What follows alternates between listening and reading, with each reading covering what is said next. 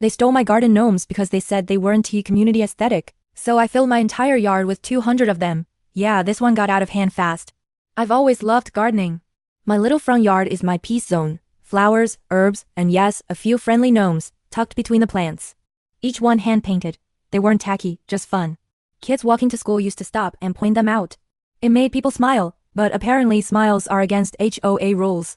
One morning, I found a letter taped to my door. You are in violation of community decoration standards.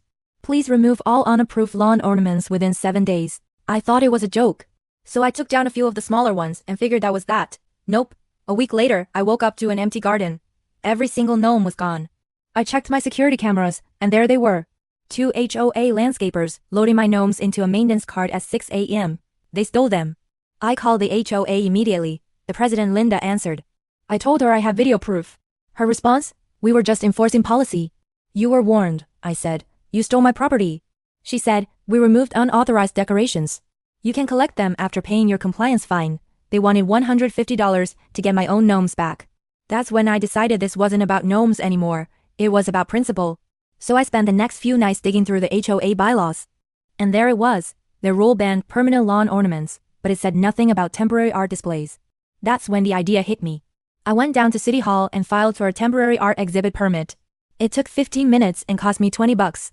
Once it was approved, I made a few calls to local artists, schools, and a garden center I'd done business with. Everyone loved the idea. The next weekend, my front yard became the Gnome Freedom Exhibit. 200 gnomes stood proudly across my lawn. Big ones, tiny ones, painted ones, even a gnome DJ spinning vinyl under a mushroom. I printed little signs for each one. Creativity lives here, not HOA property. Art is not a violation. By Sunday afternoon, people were stopping their cars just to take photos. Then came the news crew. A reporter knocked on my door. We heard you turned your HOA fight into an art show. Mind if we film?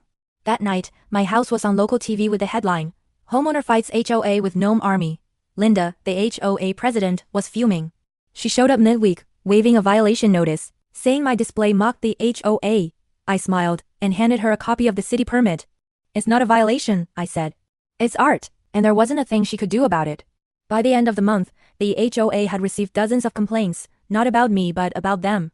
Residents were tired of the nitpicking and embarrassment. Linda quietly resigned at the next board meeting. When my 30-day exhibit permit expired, I packed up most of the gnomes.